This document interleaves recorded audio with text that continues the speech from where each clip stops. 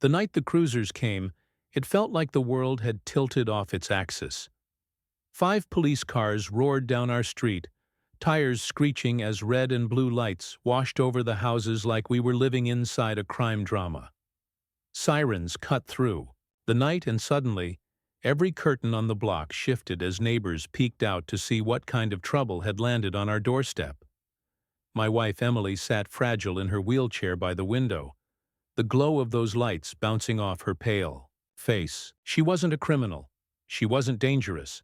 But thanks to one woman, HOA President Karen Whitmore, Emily was about to be treated like one. The officers filed out in formation, belts heavy with gear, led by a stiff-backed man named Officer Blake. He moved like someone who had rehearsed this walk in front of a mirror. His hand rested near his holster, as though HOA violations were suddenly matters of life and death. They came up our driveway with clipped words and sharp eyes, demanding answers about supposed rule-breaking. Emily's hands trembled against the armrest of her chair. She looked at me, her voice breaking as she whispered, "Why are they here? For me?" Her question was so soft, so full of fear, and it broke something in me to hear it. Because I knew why Karen wanted this. She wanted to crush us. She wanted to see my wife, disabled, vulnerable, already fighting battles most people couldn't imagine, humiliated in front of the entire neighborhood. For Karen, 5 cops on our driveway wasn't enforcement. It was a victory parade. But here's the thing Karen didn't know. The piece she could never have predicted. Her little parade was about to be drowned out. Within minutes, the night would roar with the thunder of 100 Harley-Davidsons. Chrome, leather, and horsepower rolling down the street like a storm front. And when those engines shook the ground beneath her feet, Karen's smug empire of petty power would collapse in an instant. Before I take you there, though, drop a comment below with your city and the time where you're watching. I love seeing just how far these stories travel. Back before the flashing lights and boots on my driveway, before Karen's name turned into a curse word muttered at every dinner table, our neighborhood really was paradise. And I don't use that word lightly. It wasn't just nice, it was postcard perfect. Tree-lined streets, kids pedaling bikes until the sun melted into the horizon, neighbors sharing burgers over backyard fences. Drive through it once, and you'd slow down thinking, this is the American dream. People waved, even if they didn't know you. Emily loved it more than anyone. She's been in a wheelchair ever since the accident years ago, and in so many places, she was made to feel like a burden. But here, at first, it was different. Neighbors would help her up the ramp I built, stop by with casseroles, or ask her gardening advice. She'd laugh with kids on Halloween, handing out candy from her lap, smiling so big it made even the crankiest old men soften. For once, she didn't just feel tolerated, she felt like she belonged, and that mattered more than anything. The man who set that tone was Dimitri, the HOA president before Karen. Old Dimitri was a legend around here. His accent made even the grocery list sound poetic, and his handshake was stronger than most contracts. He didn't run the HOA like a courtroom. He ran it like a family picnic. He organized Christmas parades with floats built from pickup trucks, 4th of July cookouts that went until the stars came out, and Easter egg hunts so elaborate parents joked the White House staff must have designed them. When someone's grass got too tall, Dimitri didn't find them. He brought his mower over. If a house needed paint, he'd rally neighbors with brushes, ladders, and beer. He enforced rules with common sense and kindness, not fear. I didn't always agree with him, but I respected him. We all did. For Emily, those days were golden. She got invited to porch gatherings, baking circles, even the neighborhood book club. Inclusion has power. When people treat you like part of the circle instead of an outsider, you stop feeling small. I watched my wife come alive in this place. She laughed more, spoke more, carried a spark in her eyes I hadn't seen since before the accident. One summer evening, kids splashing through sprinklers and the smell of ribs hanging in the air. She looked at me and whispered, "David, I think we finally found our forever home." I squeezed her hand and agreed. Back then I believed it. But paradise never lasts forever. While Dmitri kept peace with patience, not everyone admired him. In the shadows, whispers grew. A certain newcomer to the block muttered that Dmitri was too lenient. She claimed the neighborhood could be so much more valuable if rules were enforced down to the letter. She scowled at bikes left on sidewalks, muttered about holiday decorations being tacky, and clicked her tongue at Emily's wheelchair ramp like it was graffiti on a church wall. That woman was Karen Whitmore. Back then, she hid her claws. She smiled at block parties, brought cheap cookies to potlucks, and laughed too loudly at jokes she didn't get. She wore bright pink suits to HOA meetings like she was running for governor. People brushed her off as quirky. "That's just Karen," they'd say. None of us realized we were watching cracks form in the foundation of our paradise. When Dmitri finally retired, lured away to Florida by his grandkids, no one thought twice about Karen sliding into his chair. She was eager. Who else wanted the headache of running an HOA? We figured she'd keep the traditions alive, maybe add her own flair. We couldn't have been more wrong. Her first weeks were subtle. She strolled the block with a clipboard, scribbling notes. "Just observing," she claimed, flashing her too bright grin. Dmitri had walked around too, so nobody panicked. But where Dmitri carried a rake, Karen carried a magnifying glass. Soon, the letters began. At first, they were gentle reminders. "Your lawn is above 3.5 inches. Please correct within 48 hours. Annoying, but harmless. Then the tone hardened. "Failure to comply will result in fines. Then worse, multiple violations may lead to legal action." Letters came like clockwork. Missed, a trash can pickup? Letter. Chalk drawings on the sidewalk? Letter. Wind knocked over your recycling bin? Letter. I thought maybe, just maybe, she'd leave us alone about Emily's ramp. It was built solid, painted to match the house, praised by Dmitri himself. But Karen? She saw it as an eyesore, said it dragged down property value. I'll never forget the day she stood in front of it, hands on her hips, telling me we had 30 days to remove it. I laughed right in her face. "Remove it? My wife needs it." Karen didn't blink. Her voice was cold as steel. "Rules are rules, Mr. Russo. You can build a removable one, something less permanent." I wanted to snap back, ask her if she thought my wife's disability was just a temporary inconvenience. But Emily was watching from the window, and I didn't want her to see me lose control. So I bit my tongue for the moment. But Karen wasn't satisfied with written threats. She wanted obedience. She strutted around like a sheriff, snapping pictures of houses, wagging her finger at kids riding scooters. She started banning things one by one. Halloween decorations too garish. Christmas lights too bright. 4th of July fireworks too disruptive. Even the Easter egg hunt unsanitary. She gutted our traditions until the neighborhood felt sterile, lifeless. Tyranny. She justified it all by saying she was protecting property values. But what good is a high property value when your home feels like a prison? Neighbors started whispering. At barbecues, what few were left, you'd hear murmurs. She's gone. Too far. But nobody spoke up publicly. Fear spread faster than gossip. If you crossed Karen, you could expect a letter, a fine, maybe even threats of court. People folded. And here's the kicker. Karen thrived on it. She strutted through the block meetings, quoting bylaws like scripture, cutting people off mid-sentence. She had this way of smirking when she won, like a cat who trapped another mouse. Emily tried to stay positive.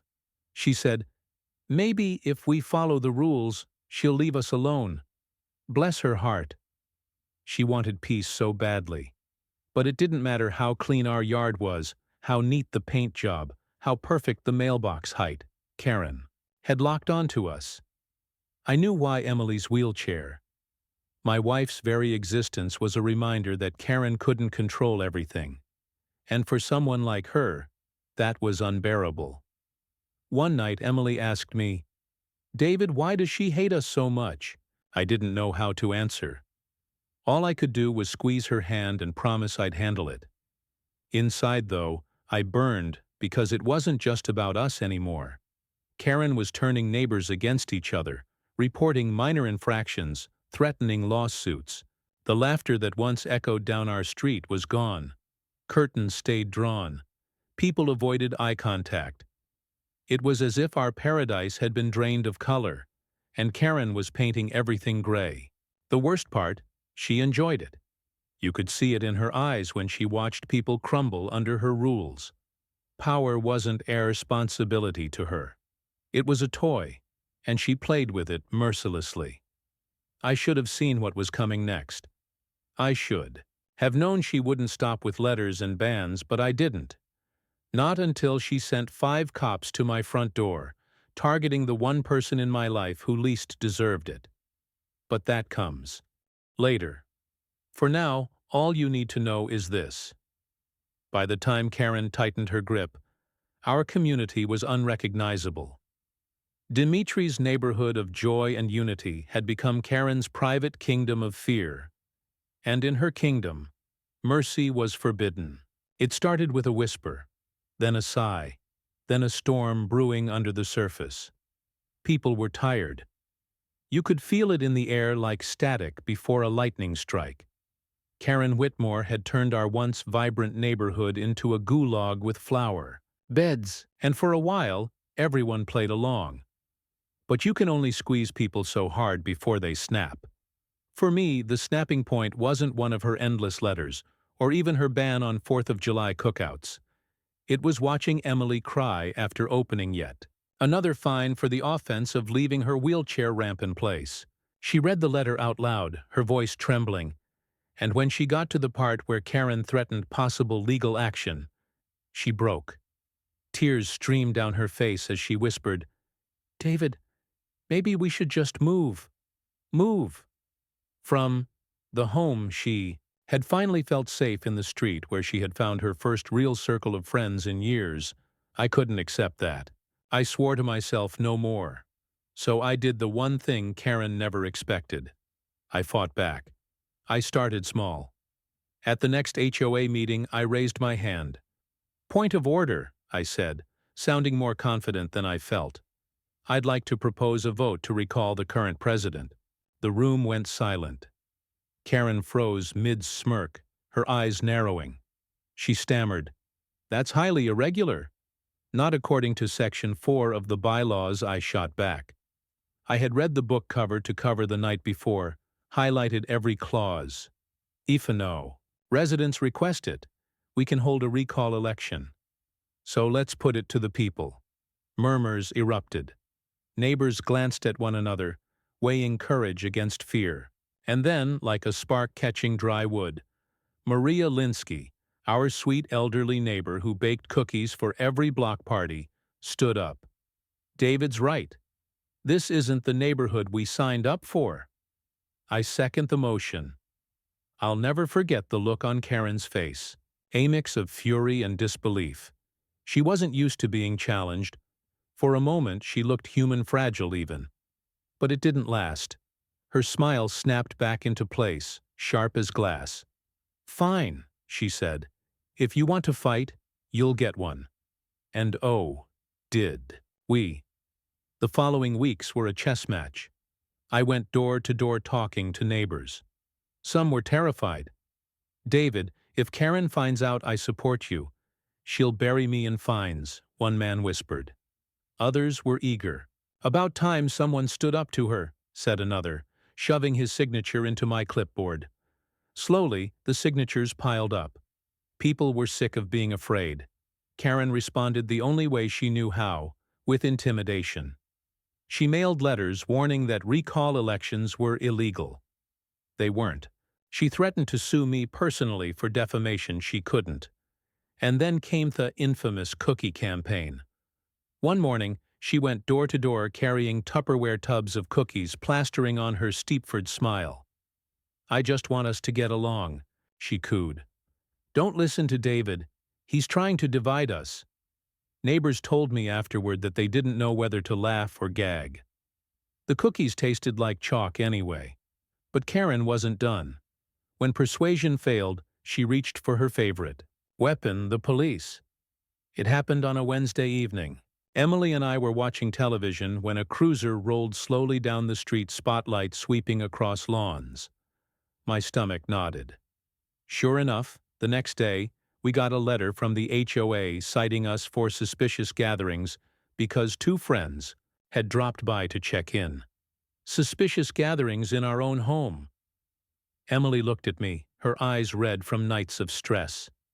"David," she said softly, "you have to keep going. Don't stop now." That's when I knew this fight wasn't just about bylaws or fines. It was about dignity, about whether my wife would be treated like a human being or a nuisance. So, I doubled down. I organized backyard meetings, quiet at first, then larger as courage spread. Maria hosted one where half the block showed up whispering, plans over cups off TA. We weren't just neighbors anymore, we were resistance. Karen caught wind, of course. She sent another letter, this one in bold red ink, claiming that any attempt to undermine HOA leadership will result in legal escalation. She even hinted she'd get restraining orders. But the more she threatened, the more people realized how desperate she was. Fear was losing its grip. The turning point came when Emily, bless her soul, rolled into one of our secret meetings. She'd been quiet through most of the struggle, not wanting to burden anyone. But that night, she spoke. Her voice was soft but steady. "I came here thinking this was my forever home. I believed I belonged. But lately I felt like I don't deserve to live here, and I know I'm not the only one Karen has made feel that way. But I'll tell you this, I refuse to leave. This is my home and I will not be erased." You could hear a pin drop and then applause. Loud, defiant applause. In that moment, my wife became the symbol of our fight. Not me, not Maria. Emily, a disabled woman in a wheelchair, had more courage than all of us combined. Word spread. More neighbors joined. Their call petition hit critical mass. And that's when Karen truly panicked. She unleashed everything. Legal threats, smear campaigns, rumors whispered about Emily faking her disability. She tried to bribe people, with promises of forgiveness if they stayed loyal. And when all that failed, she played her last card. She called the police, not once, but multiple times, claiming we were harassing her. Each time, the officers looked more annoyed than concerned. But she didn't care. She wanted to scare us into silence. She underestimated us. She underestimated Emily. Because while Karen believed fear would keep us divided, it did the opposite. It united us. And though we didn't know it yet, the day was coming when Karen's lust for control would backfire so spectacularly that her empire would crumble under the roar of 100 Harley-Davidsons. But first, she'd send 5 cops to our doorstep. And that was the moment everything broke.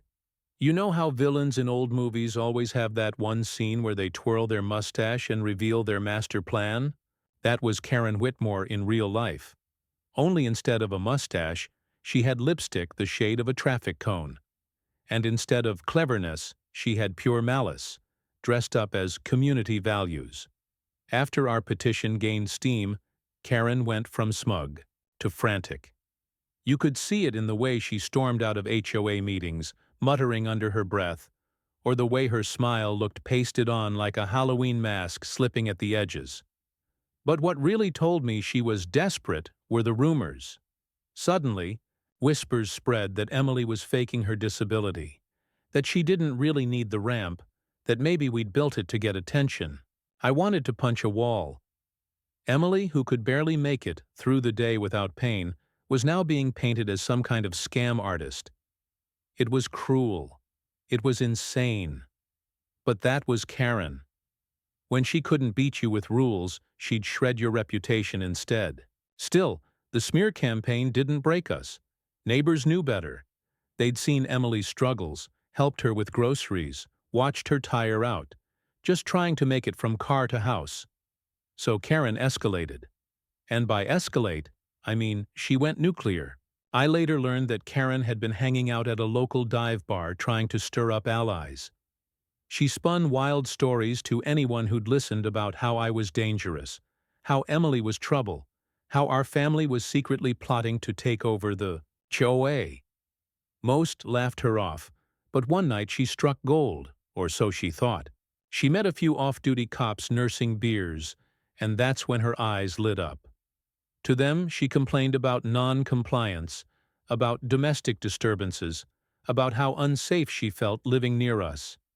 Now, anyone with sense would have checked her claims, but Karen was persuasive when she needed to be tears on command, clutching her pearls like Scarlett O'Hara. She painted us as menaces to the community. And to my horror, she convinced at least one of them to take her seriously. That's how Officer Blake entered the picture. Blake wasn't dirty. Not exactly. He was overworked, cynical, and too willing to believe the loudest voice in the room. Karen made sure her voice was the loudest. By the time she was done, Blake thought he was dealing with public enemy number one, me. But she didn't stop there. No, Karen wanted theater.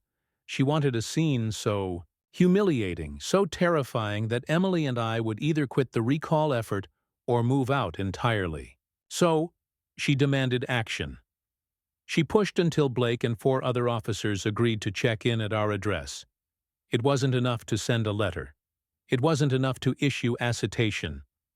Karen wanted flashing lights, sirens, neighbors peeking from curtains. She wanted Emily, a disabled woman in a wheelchair, paraded like a criminal on her own porch. I didn't know all this at the time. What I did know was that Karen started watching our house more than usual, sitting in her Lexus across the street, sunglasses on phone in hand. One night I caught her recording me carrying groceries. Another time, I saw her snapping photos of Emily through our front window. When I confronted her, she laughed. Just documenting violations, she said. Violations. That was her favorite word. The night before it all went down, Emily and I were having dinner. She was quieter than usual, picking out her food. Finally, she looked at me and said, "David, she's not going to stop, is she?" I shook my head. Number. She won't stop until we stop her. But I didn't realize how far she'd go. The next morning, Karen filed an official incident report with the HOA and forwarded it directly to the police department.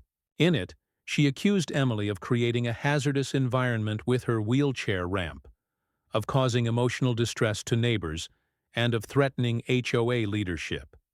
The sheer absurdity of it would have been funny if it hadn't been so dangerous. That same afternoon, Blake and his crew rolled into our street, 5 cruisers, lights flashing like they were about to bust a meth lab. Karen trailed behind in her Lexus, grinning ear to ear. She had orchestrated it perfectly, a show of force designed to break us. I remember Emily's face when the first officer knocked on our door. She was pale, trembling, eyes wide with fear. She kept saying, "David, what did I do? Why are they here?" And all I could do was hold her hand and whisper, "Nothing. You did nothing." But Karen didn't care about truth. She cared about spectacle. She wanted the whole neighborhood to see Emily humiliated, to see me powerless, to see fear etched into every window on the block. And for a moment, she succeeded. The officers questioned Emily like she was a suspect. They demanded paperwork. They asked about violations. They treated our home like a crime scene. All while Karen watched from across the street, arms folded, a smug smile stretching across her face. That was her evil plan, not just to intimidate, but to crush, to make sure no one else dared stand against her. But what Karen didn't realize was that in trying to isolate us, she had awoken something far bigger, because I wasn't alone. I had brothers men who roared louder than sirens, whose loyalty wasn't written in bylaws, but burned into the asphalt by steel and chrome. And when Karen see 5 cops on my disabled wife, she triggered the one thing she could never control: the thunder of 100 Harleys. The knock at my door that day wasn't polite. It was the kind of knock that rattles glass panes and makes your stomach drop. Emily jumped in her chair, her hand tightening around mine. Outside, red and blue lights strobed across our living room walls. 5 police cruisers lined our curb like we were running a cartel instead of trying to live our lives. When I opened the door, Officer Blake stood there, broad shoulders filling the frame. Behind him, 4 other officers loomed, hands resting on their belts. Blake's voice was flat. All business. Mr. Russo, we've received multiple complaints regarding violations and disturbances. We need to ask your wife a few questions. I narrowed my eyes. Violations? She's disabled, for God's sake. What could she possibly have done? From the corner of my eye, I spotted her. Karen leaning against her Lexus across the street. Sunglasses, clipboard, smug grin plastered across her face like she'd just won the lottery. She was recording on her phone, waiting for the scene to unfold. Emily wheeled herself forward, her voice trembling. I don't understand. Why are you here? I didn't do anything.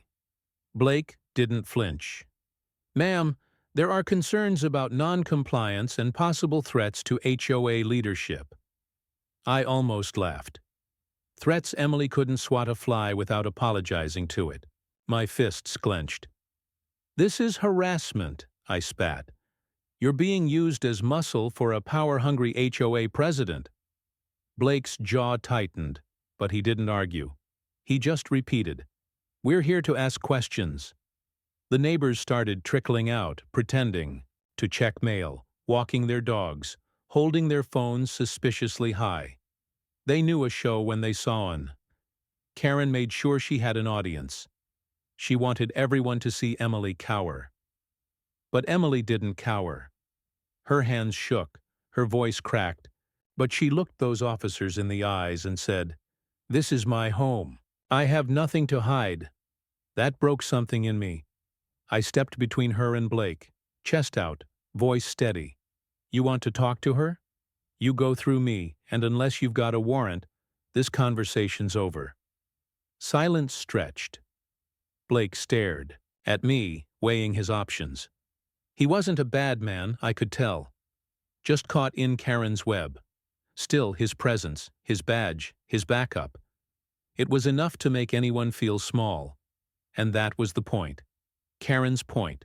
Behind me, Emily's breathing quickened. I could hear her whispering prayers under her breath. I had to end this. But how do you fight an HOA president who's weaponized the police? That's when a memory hit me. The sound of roaring engines, the smell of gasoline and leather.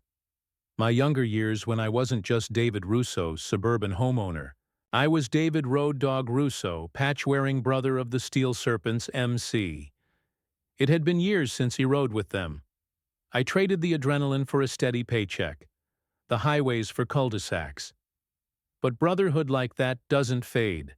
It stays in your bones and your blood. And I knew deep down if I made the call, they'd come. I excused myself, pretending to grab paperwork. In the kitchen, I pulled out my phone, my hands trembling as much from anger as from nerves. I scrolled to a number I hadn't dialed in years. Jack Ironhand Miller, my brother, my leader. When he answered, his growly voice hit me like a freight train. "Road Dog. Damn, it's been a while." I cut straight to it. "Jack, you need help. My wife, she's disabled. HOA is using cops to harass her. They've got 5 cruisers outside right now." A pause, then a growl. "Karen Whitmore, right?" My heart skipped. "You know her. Everyone knows her. She's been stirring up trouble all over. Don't worry, brother. Say the word." I didn't hesitate. "Word." Jack's voice hardened. "Stay put. You'll hear us." Before you see us." I slid my phone back into my pocket and returned to the door. Blake was still waiting, shifting uncomfortably like even he was starting to question the circus he'd walked into. Karen, though. Oh, she was beaming. She thought she'd won. Minutes ticked by, neighbors whispered. Emily clutched my arm, asking, "What now?" And then it began. At first, it was faint, like distant thunder rolling over the hills. Then louder, a low growl turning into a roar. Windows rattled, dogs barked. Every head on the block turned as the sound grew closer, stronger, unstoppable. Karen's smile faltered. She lowered her phone, squinting down the street. "What? What is that?" What it was salvation. Over the hill, chrome glinted in the sun. One Harley, then 5, then 20.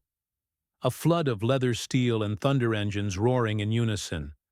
By the time they hit our street, it wasn't 20 anymore. It was closer to 100. A wall of Harleys lining the curb, blocking the road, drowning out the sirens with raw, defiant power. Neighbors gasped. Some cheered. Phones flew up to record. And Karen. She went pale, her mouth opening and closing, like a fish yanked from water. Jack Miller led the packbeard streaked with gray tattoos blazing under his cut. He pulled up front, killed his engine, and swung off his bike. His boots hit the pavement like hammers. He looked at me, then at Emily, then at Blake. "You boys here? To protect and serve, or just to scare innocent women?" he barked. Blake swallowed hard. The other officers shifted uncomfortably. One by one, they lowered their hands from their belts. The balance of power had shifted. Karen stumbled forward, shouting, "They're a gang! Arrest them! Arrest them now!" Jack turned, his voice booming like the engines behind him. "We're not here to hurt anyone. We're here to make sure justice is served. And right now, justice means leaving this family the hell alone." The street erupted in cheers. Neighbors who had been silent for months suddenly found their voices again. And for the first time since this nightmare began, I felt it. Hope Karen had her 5 cops, but I had 100 Harleys. And the standoff, it was only just beginning. I've heard a lot of sounds in my life. Sirens, gunfire, storms tearing roofs off houses. But nothing compares to the roar of 100 Harley-Davidsons shaking the ground beneath your feet. It's not just noise. It's a living, breathing force. It rattles windows, vibrates in your chest, and tells the whole damn world we're here and we're not afraid. That roar swallowed our little street. What began as Karen's circus of flashing lights and smug gloating turned into a full-blown spectacle. Engines idled like thunderclouds. Chrome gleamed like fire under the sun. And neighbors poured out of their houses. Phones held high. Kids covered their ears. Dogs barked like mad. And Old Man Jenkins down the block just grinned, muttering, "Well, I'll be damned." Emily sat in her chair, tears streaming, not from fear this time, but from awe. She gripped my hand and whispered, "David, they came for us." I squeezed back, choking up. "They came for you, sweetheart." Karen, on the other hand, was unraveling. Her face, usually painted with arrogance, twisted into raw panic. She screamed over the engines, her voice cracking. "They're criminals. They're dangerous. Arrest them, Blake. Do your job." Officer Blake looked like he wanted to melt into the asphalt.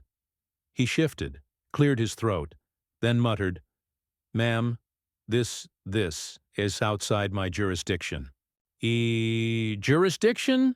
And Karen shrieked, jabbing her manicured finger at me. "They're a gang. You're letting them intimidate me." But the intimidation wasn't aimed at her. It was aimed at the corruption she represented.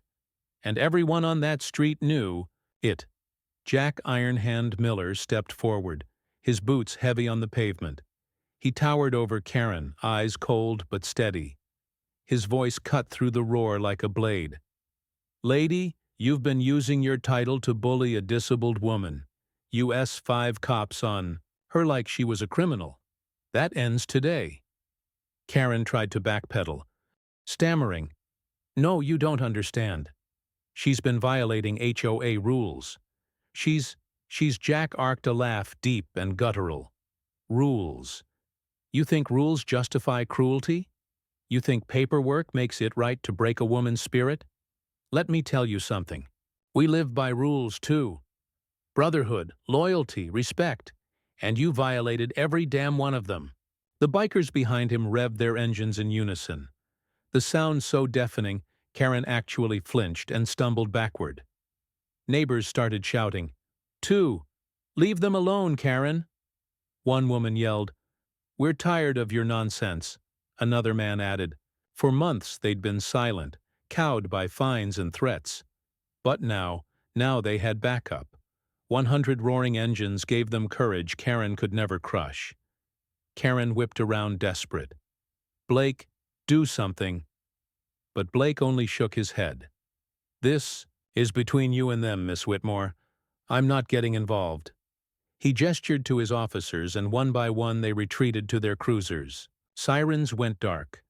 The flashing lights blinked off. For the first time that day, our street belonged to us again.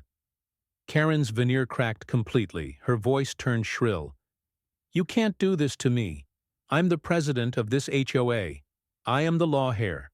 Jack stepped closer, his shadow falling over her. "Number? You're not the law.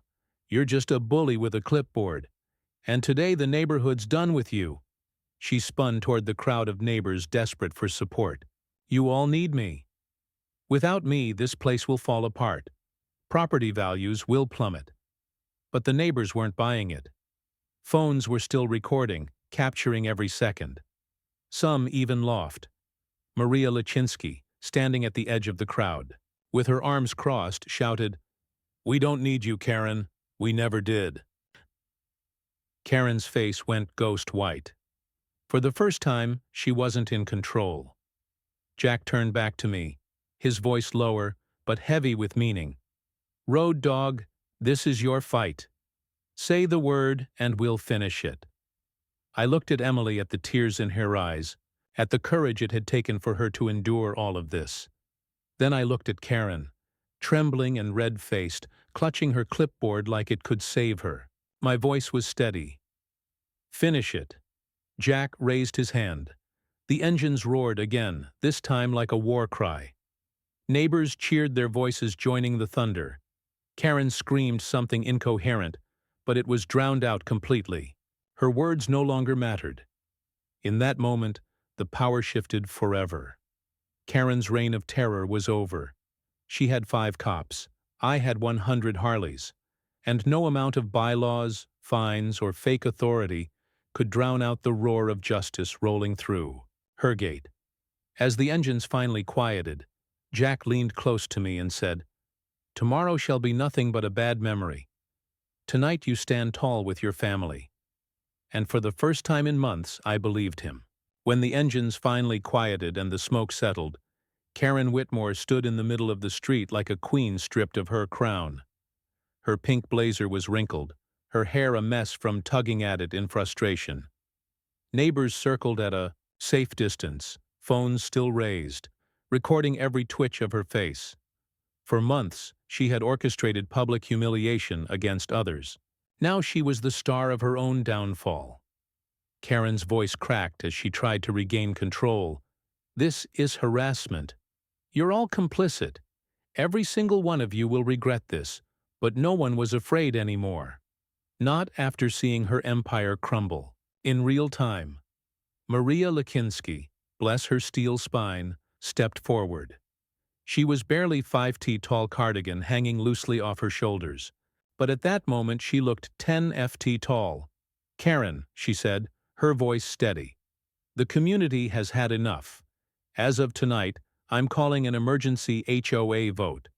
And judging by the looks around me, you don't have a single ally left." A murmur of agreement swept the crowd. Hands went up. People shouted. It wasn't formal, not by any stretch of the bylaws, but the message was clear. Karen was done. Karen's eyes darted frantically, searching for Blake and his officers, but their cruisers were already gone. She turned to me, her finger trembling with rage. "This is your fault, Russo. You think you've won? You think these animals can protect you forever?" Jack Iron Hand Miller smirked. "Lady, we don't need to protect him forever. Just long enough for you to face the music." The final blow came not from me, not from Jack, but from the very community Karen had terrorized. One neighbor shouted, "We're sick of the fines." Another yelled, "You stole our holidays." A mother cried out, "My kids were afraid to play outside because of you." One voice after another joined in, until it was a chorus of grievances. Too loud. To ignore. Karen stumbled back, clutching her clipboard like a shield. I was just trying to preserve order." "No," Maria snapped, her voice like a gavel. "You were trying to preserve power, and now it's gone." With that, Karen turned and bolted toward her Lexus, slamming the door and peeling out of the driveway so fast she nearly clipped her own mailbox. The crowd erupted into cheers, louder than fireworks on the 4th of July. The monster was gone, but the story didn't end there. The very next day, Maria organized a formal show meeting at her house. Dozens of neighbors showed up, many for the first time in months. There was no fear in there, only relief and a cautious hope. Jack and a few of the bikers even parked nearby. Their presence, a reminder that Karen wasn't coming back. We took the vote. It was unanimous. Karen was removed as president, stripped of her power. Maria was elected in her place, and the applause shook the walls. I saw Emily clap too, her smile brighter than it had been in years. Maria wasted no time. "First order of business," she said. "All ridiculous fines are voided. Second, all community traditions, Halloween, Christmas, the 4th of July, are reinstated immediately. And third," she turned to Emily, "this neighborhood will never again question your right to be here. Your ramp stays." Tears filled Emily's eyes as the room applauded. She whispered, "Thank you," her voice cracking with relief. In the weeks that followed, our street transformed almost overnight. Decorations reappeared. Kids laughed in the yards again. Neighbors hosted barbecues without looking over their shoulders. It was like color seeping back into a black and white picture. And Emily, she became a symbol of resilience. People stopped by just to tell her how much her courage meant to them. Someone even hung a banner at the next block party that read, "Welcome home, Emily?" She blushed and tried to wave it off, but I saw the pride in her eyes. She finally felt like she belonged again. As for me, I realized something important. Sometimes it takes more than one voice to bring down a tyrant. Sometimes it takes a roar. Karen had tried to use fear to divide us, but in the end, she united us without meaning to. Oh, and one more thing.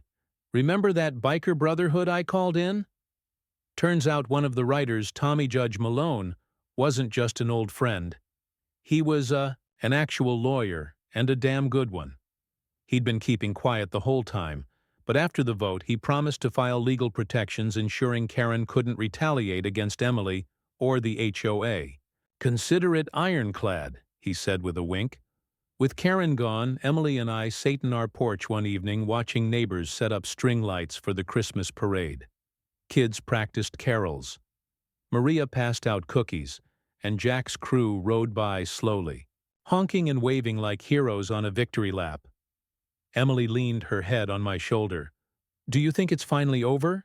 she asked. I smiled, wrapping my arm around her. "Yeah," I said. "It's over. Paradise is back. For the first time in months, peace wasn't a dream. It was real, and it was ours." Looking back, I realized this story was never just about Karen or fines or even the 5 cops she sent to my door. It was about power and what happens when someone abuses it. Bullies always think they can hide behind titles, rules, or uniforms. They believe fear is enough to keep people silent. And sometimes For a while, it works. But here's the truth. I learned fear only wins if you stand alone. The moment you find the courage to speak up and others join you, that fear loses its grip. Karen thought she could crush my wife, humiliate her, erase her. Instead, Emily became the heartbeat of a community that remembered what it meant to care. To stand shoulder to roar louder than intimidation. Justice doesn't always come in courtrooms or police reports. Sometimes it comes in the form of 100 engines rolling down your street, reminding you that loyalty, respect, and unity are stronger than any HOA bylaw. So if you take anything from this story, let it be this: protect the vulnerable, fight for what's right, and never underestimate the power of a community that refuses to back down. Now, I'd love to hear from you. Have you ever faced a bully, HOA or otherwise, and found strength in standing together? Share your story in the comments below. And if you want more tales of HOA justice, don't forget to like this video and subscribe. Trust me, you won't want to miss what comes.